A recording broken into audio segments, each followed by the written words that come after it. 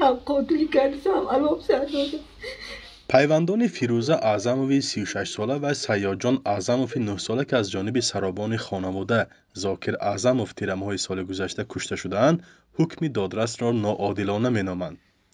دادگاه ولایت سوخت گناهکار را به 23 سال زندان محکوم کرد و برای شکایت از بالای این حکم فرصت داد. ما شکایت میکنیم. ما حقیقت قانون رو باید چه بگه یکم روز برادری آدم ها این غیر آدم ها نبراد دنیا با نو ساله نخواه که به فرزند خود را کشد این خیلی انسان ها راضی نیست این سوده دین انگی برد.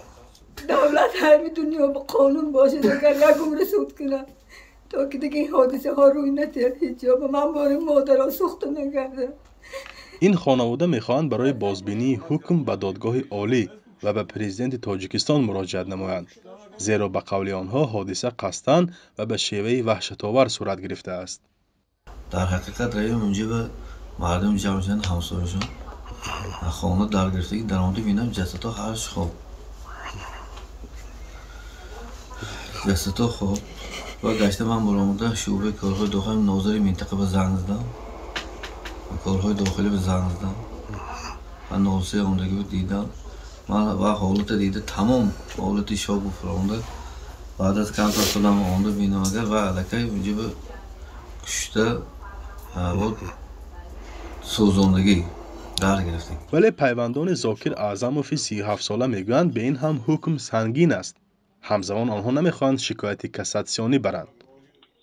دولت البته دیده برآمده بعد حکم نمیبرد که همچون نمیبرد که بعد مثلا وی شون که دولتی نکرد است که وی عمری بود که وی باید فهمد یکون آدم باشه دیگه همچون شخص بمیدرد خودتون فالکنه و 37 و شخص بمیدرد همون مدت تغییر کنن میگرد بس حال معامله نبود می. حادثه آخر ماه نوامبر سال گذشته در جماعت شهرک مهندآباد ناحیه ظفرآباد رخ داده و در این باره ریاستی وزارت کارهای داخلی ولایت سوخت نیز گزارش داده بود. در آن گفته می شود که این کشتار دهشتبار در زمینه رشک به عمل آمده است. جنگ و جنجال در خانواده را پیوندان هر دو جانب نیز تصدیق می کنند. بعضی روز نمیداد تلفن میکرد اپا کلنا متگیره میکرد اپی روز وزمین شبید همش میگذره اپا هم به خبر تیم نباشه نه خبر نتی روز زیرش کرده گیره کرده تلفن میکش گفت دخترم یکون حالتی آیلش اومده خبر نمیکشید.